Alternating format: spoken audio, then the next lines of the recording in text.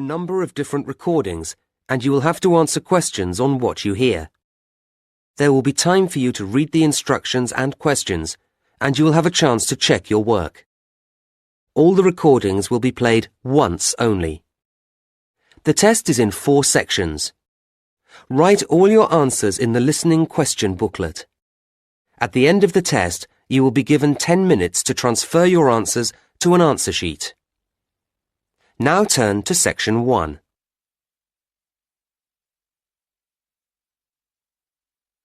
Section 1.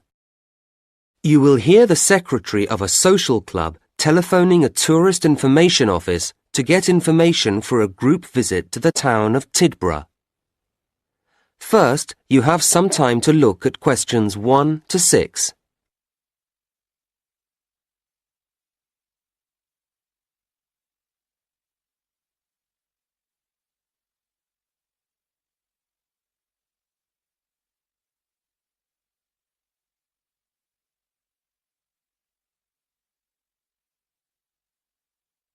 You should answer the questions as you listen, because you will not hear the recording a second time. Listen carefully to the first part of the conversation and answer questions 1 to 6. Hello, this is Tidborough Tourist Office, Derek speaking. How can I help you? Good afternoon. My name's Clara Swift.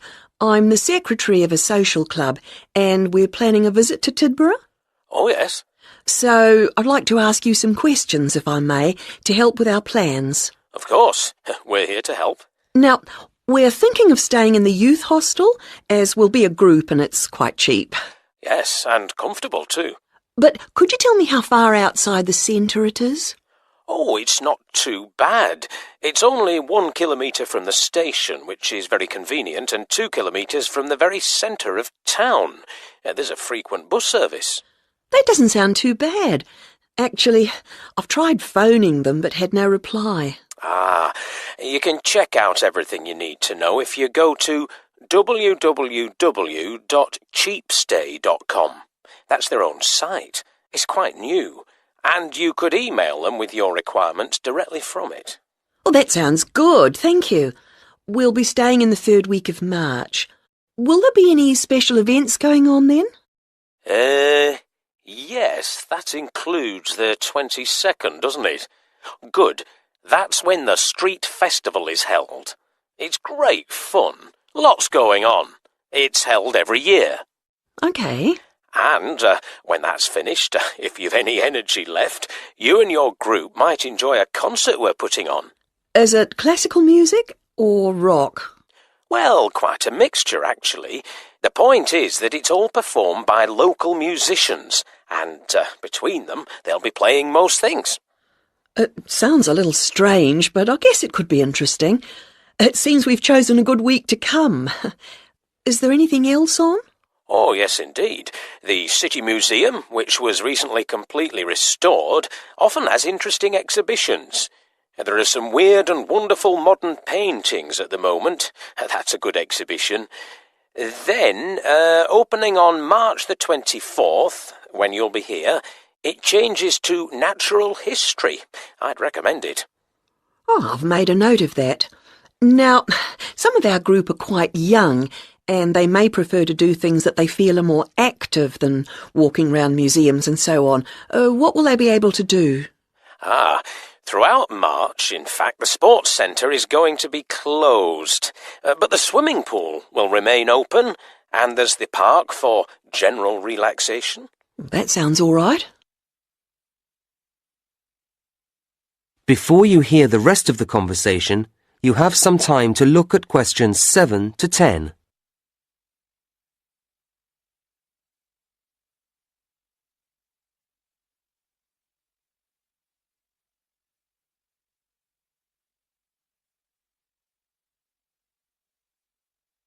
Now listen and answer questions 7 to 10. And were you planning to go on any excursions while you were here? Yes, I was going to ask you. I gather there's a very picturesque train journey out along the coast? The Beach Express. Yes, it's lovely. It's an old-fashioned train. Not an express at all, in fact, but it chugs along, giving you marvellous views. Does it go often? No, it's just a tourist special, really, but it sets off in the morning at 9:30, and it's very popular, so I'd get there no later than 9:15 if I were you. The station opens at 9, so you can get a coffee or something while you wait.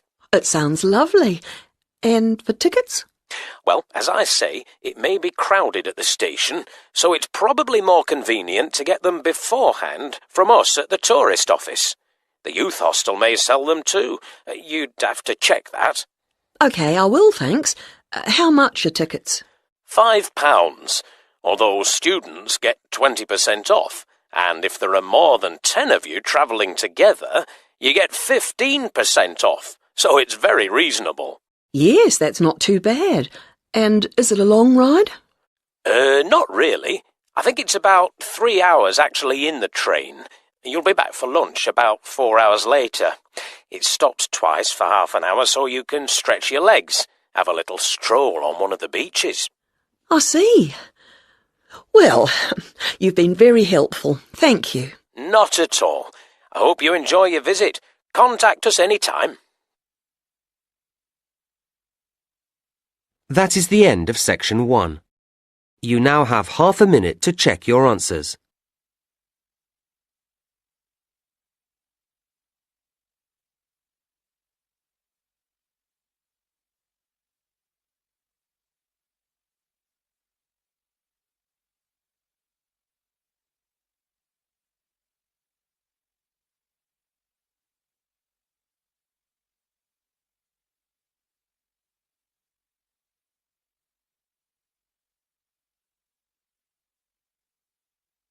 Now turn to section 2.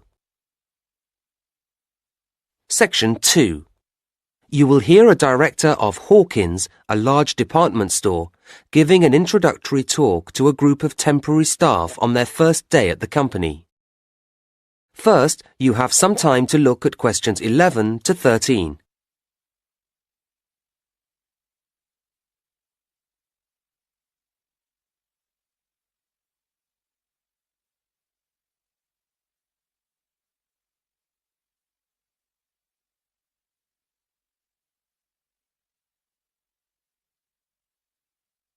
Now listen to the first part of the talk and answer questions 11 to 13.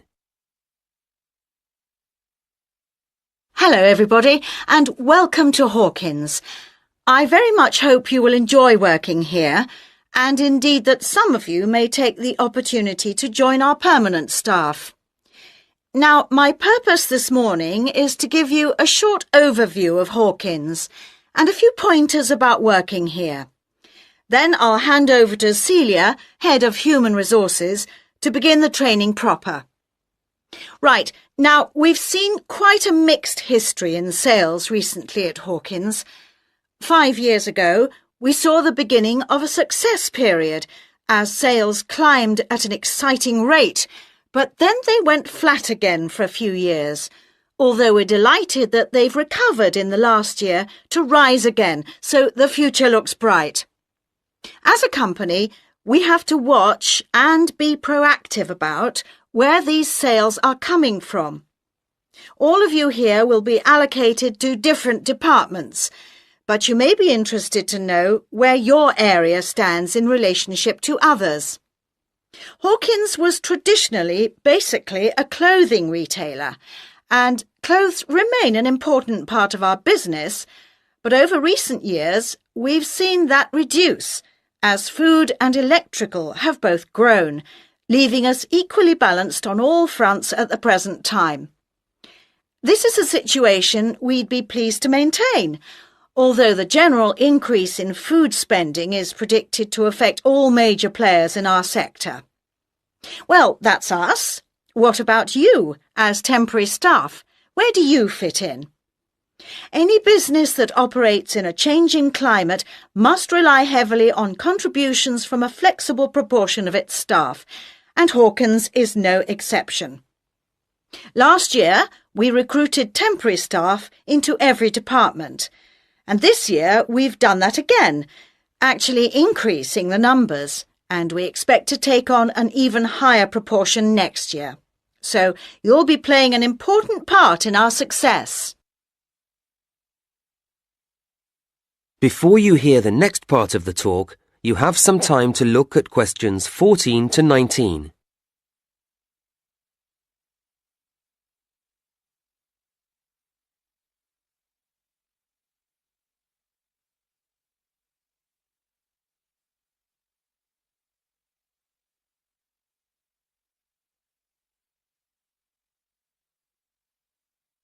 Now listen and answer questions 14 to 19. We regard the Hawkins approach to the retail business as something special. Our mission statement, the guiding idea behind everything we do, is based on quality and is phrased creating value for customers. And this belief applies to every customer and every purchase, however large or small. Happy customers means good business for us, and your main aim must always be to keep customers happy. If any kind of problem or complaint arises, don't try to resolve it yourselves or simply leave it to a colleague, but get the assistance of your line manager. It's his or her responsibility to sort it out. A properly resolved problem will mean we get a loyal customer for life, and that's why we need to make sure that everyone who shops here feels they have had a positive experience, not just a routine transaction. We like to remind customers that everything we sell in Hawkins is high quality. It's the basis of our advertisements. But keep customers informed. Let them know about special offer products. To keep yourself up to date about these and all the other aspects of the company, please look carefully through the newsletter that we publish each month. And something else you'll need to do regularly is to talk with your section supervisor, and you do this in your progress meetings, which will be every Thursday. OK? Before you hear the rest of the talk, you have some time to look at question 20.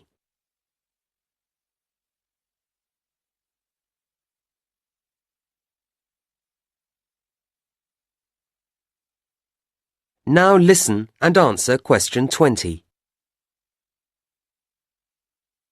Right, just a few things and then I'll hand over. I think you were all asked for details of your certificates when you filled in your initial application form. Can you make sure that you provide the Human Resources Office with copies of them by the end of the week? There's a pile of information videos on the table at the back there, and I'd like you to take one each. And please make sure you watch it carefully when you get home this evening. It contains lots of important facts and advice. Will you also pick up your security pass by the end of the day from the office on the 4th floor, as you'll need it to get in tomorrow? Don't forget you'll need it to obtain your staff discount when you make any purchases. OK, that really is it from me, so now, Celia, if you'd like to take over. That is the end of section 2. You now have half a minute to check your answers.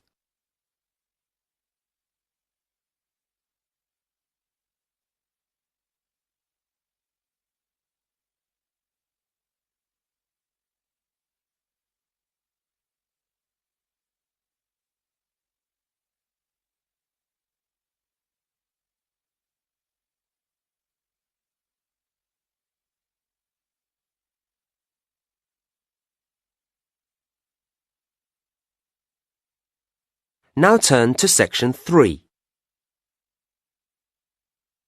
Section 3. You will hear two students, Brian and Emily, talking about penguins, the subject of their current assignment. First, you have some time to look at questions 21 to 24.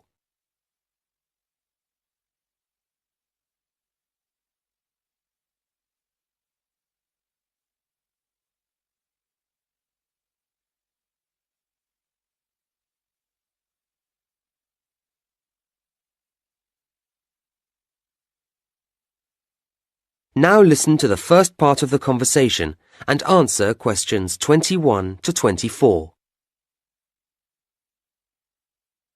So, Brian, how have you been doing with your reading on penguins? Not too bad, Emily. And you? Yeah, okay. I hadn't realised there were so many differences between the various types of penguin. No, nor had I.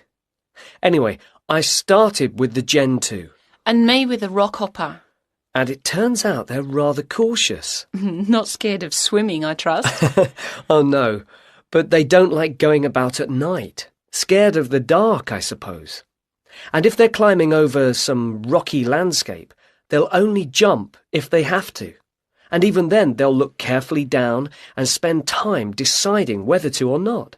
Is that common? I don't think so. The rockhopper will have a quick look if it's somewhere they haven't dropped down before, but they don't seem timid. In fact, they're pretty determined, and if they're trying to get up somewhere, they grip onto the stones with their slightly hooked bills, as well as their nails when the surface gets very steep. Nothing stops them. Interesting. Because the other type I looked into, the Magellanic, tend to stick to the beach rather than going inland. So you see them walking along with their flippers at their sides or a bit forward. If they come across something they haven't seen before, they cock their head first to one side, then the other, peering out of each eye in turn, as if they don't quite believe anything until they've double-checked it. And then, when they call to each other about anything, they arch their backs strangely first, before making a very loud noise indeed. Oh, because the king penguin stands very upright when it calls. And they have the longest flippers, which they hold towards the ground, as if they're worried about falling over. But it's quite dignified too. I think they're my favourite type. Uh-huh. Now you have some time to look at questions 25 to 27.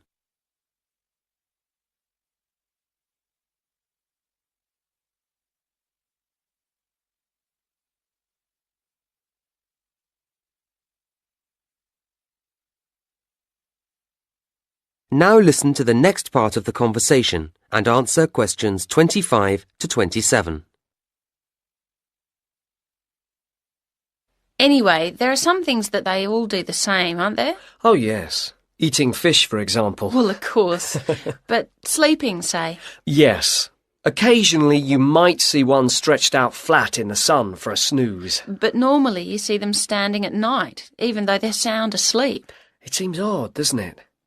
And then they're all liable to get aggressive if they feel invaded, aren't they? Yeah, not quite so sweet then. And with the rockhopper... The one with the distinctive black and yellow feathers on its head. That's the one.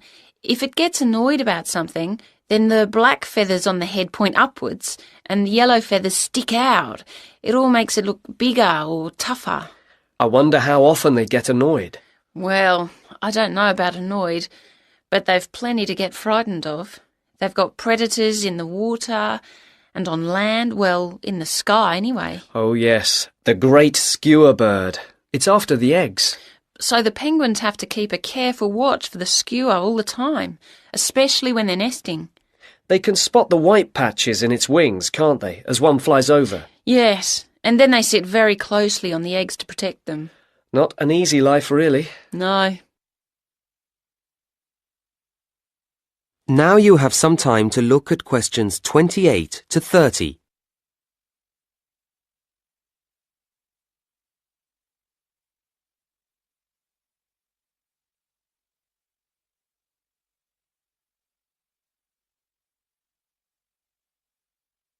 Now listen to the rest of the conversation and answer questions 28 to 30. So what else have we found out? Well, I was interested to see that although they nest individually, they always go into the sea together, in large numbers. Even though it might make them more obvious to predators. That's the price to pay for the best way to find food. It means a bigger catch from each trip. I see. I watched a video too, just showing them on the beach, and I was struck by how calm they seemed to be. I thought they might have looked frightened. Perhaps it's because there are so many of them. Maybe that gives them a sense of security. In fact, all the types have a social nature. I guess that's why we humans find them so fascinating to observe. I guess so. So, shall we start to put all our notes together? And then I think we ought to... That is the end of section 3. You now have half a minute to check your answers.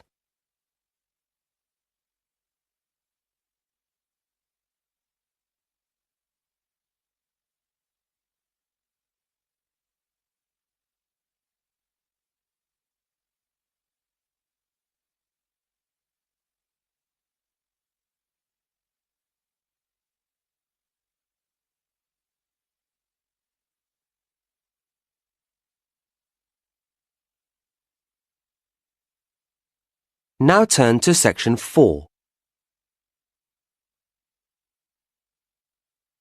Section 4.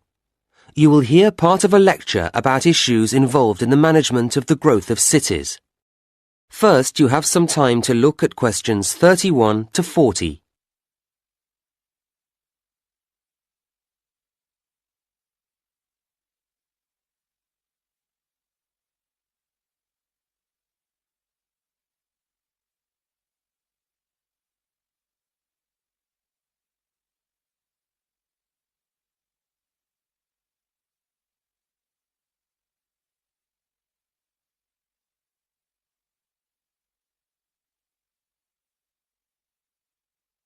Now listen to the lecture and answer questions 31 to 40. Now, a key issue in the ability of cities to grow is the question of housing.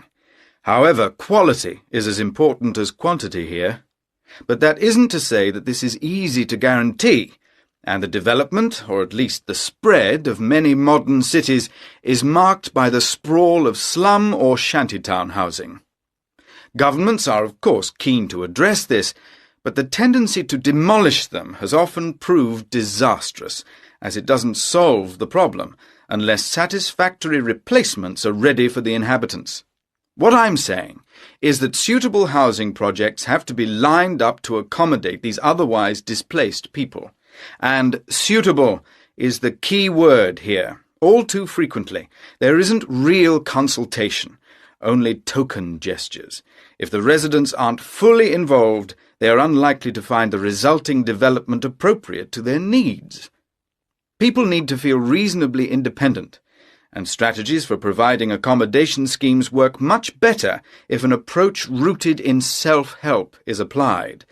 People value things more when they have been part of bringing them into being. At the same time, residents can't do everything for themselves, or not well enough anyway, and so governments need to accept that a number of services will always have to be laid on. These would include electricity and water and so on. From the other side, residents need to feel able to commit. Migrants are essential to the growth of cities, bringing rapid increases in population, skills and income. But they need to have a sense of security, of long-term commitment to the city, if they are to invest money in building or buying houses. Developing this sense of commitment isn't straightforward, and it takes time. It's complex and involves several factors. People need to feel they belong, and unfortunately too many governments fail to appreciate that community values are a crucial component of that. Sadly, there are too many housing schemes which don't work. People drift away, or the whole place becomes crime-ridden. It's easy to be wise after the event, but it is worrying that a lot of housing is put up without analysis having been carried out to examine how much employment is going to be available for people.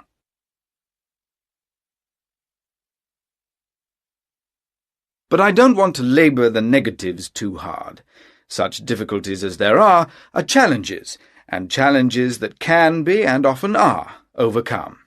And cities are, I believe, a good thing. Urbanisation, the process of developing cities and the societies that comprise them, may not be everyone's dream, but it has a huge impact on the economy, and also benefits each and every person's freedom. Furthermore, the sheer volume of people means that work can be differently distributed. In villages, people need to be multi-skilled in order to be autonomous, but in cities, you can see the evolution of a variety of specialist activities, and this means people live in a more sophisticated way. It's not only tangible phenomena, There are all sorts of other equally important benefits too. Residing in cities brings us face to face with many different ways of thinking or going about things, and this increases our degree of understanding, something which is hard to measure in scientific terms, but which surely makes better people of us all. Right, well, now I'd like to turn our attention to the suburbs. That is the end of section 4. You now have half a minute to check your answers.